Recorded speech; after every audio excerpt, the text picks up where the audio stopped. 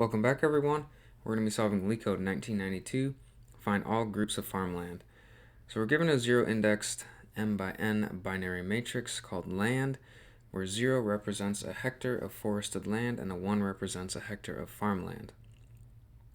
To keep the land organized, there are designated rectangular areas of hectares that consist entirely of farmland. These rectangular areas are called groups. No two groups are adjacent, meaning farmland in one group is not four-directionally adjacent to another farmland in a different group.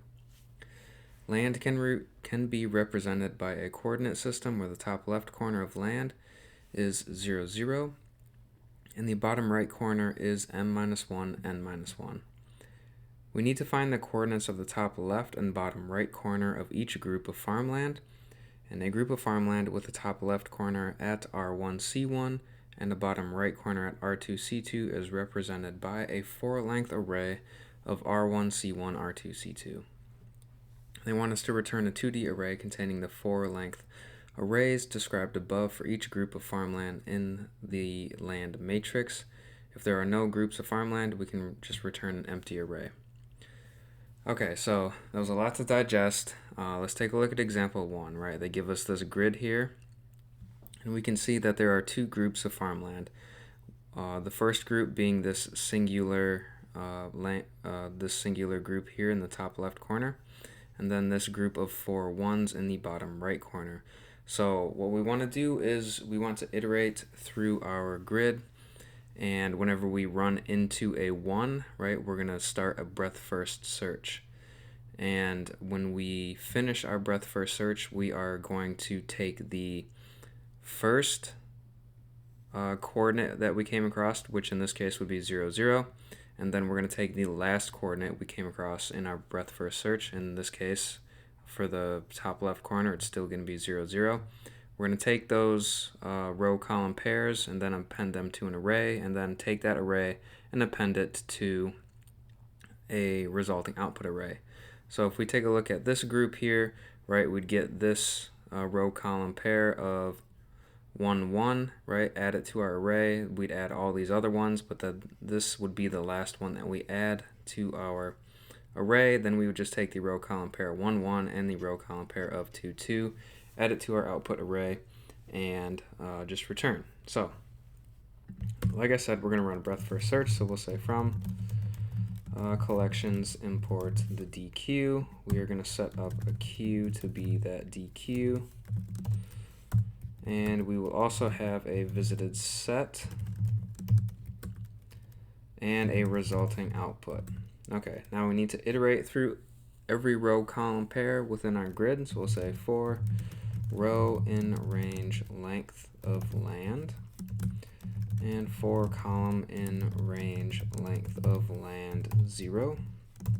What are we going to check? We're going to check, okay, well, if land of that row column pair is equal to 1 and the row column pair is not in our visited set, then we know we need to run breadth first search. So we can say q.append the row column pair.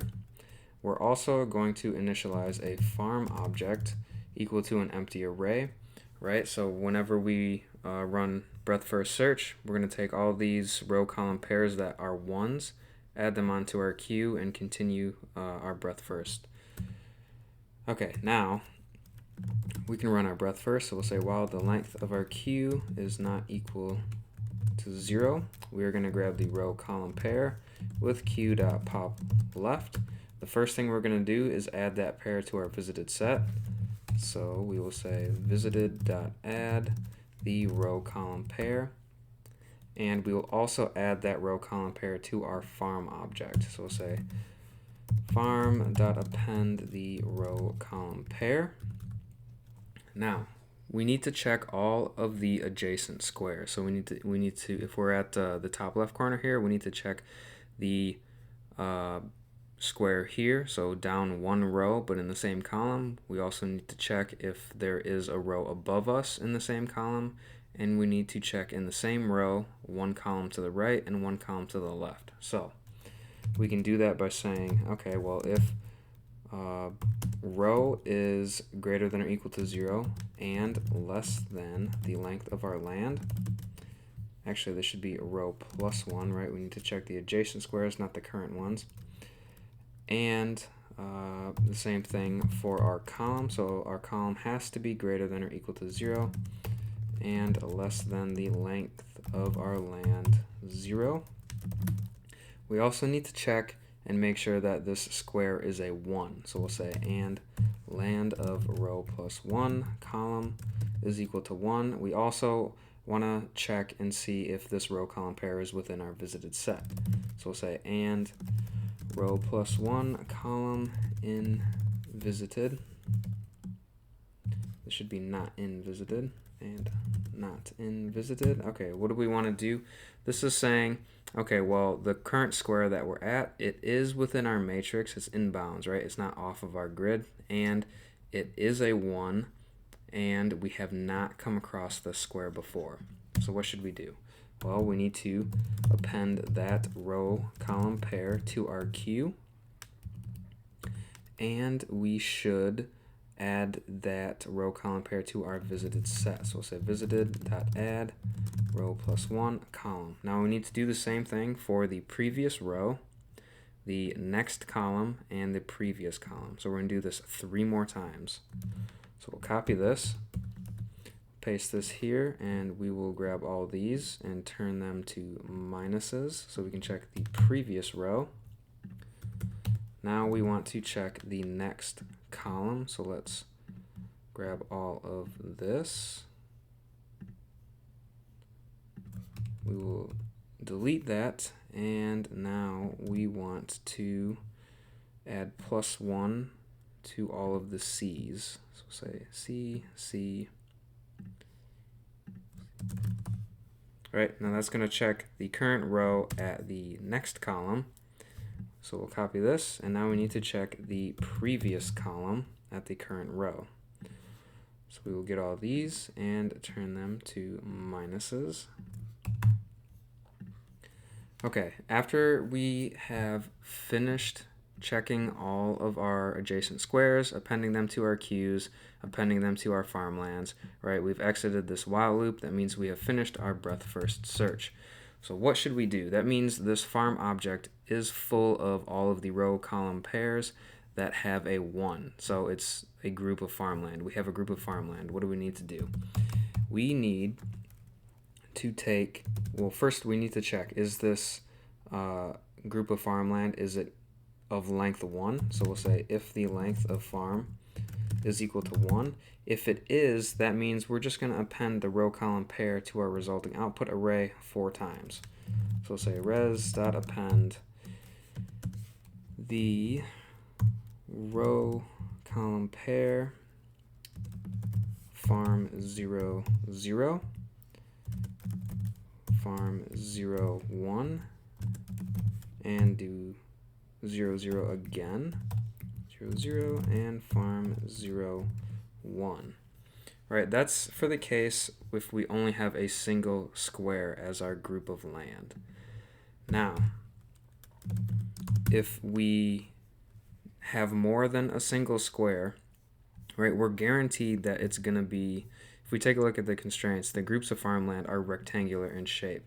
So we know when we have this farm object, if it's greater than length 1, we can just do this res.append, but to get the first row column pair, right, the upper left hand corner, it's always going to be 0, 0 and 0, 1.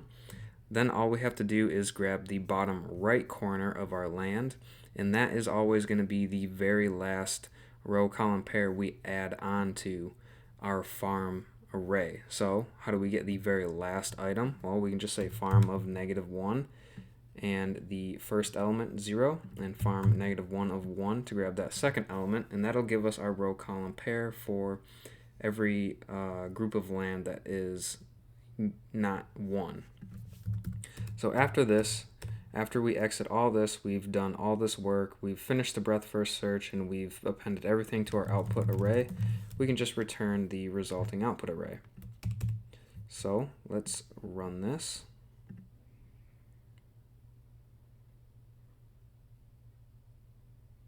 And it does pass all 3 test cases, so we'll submit.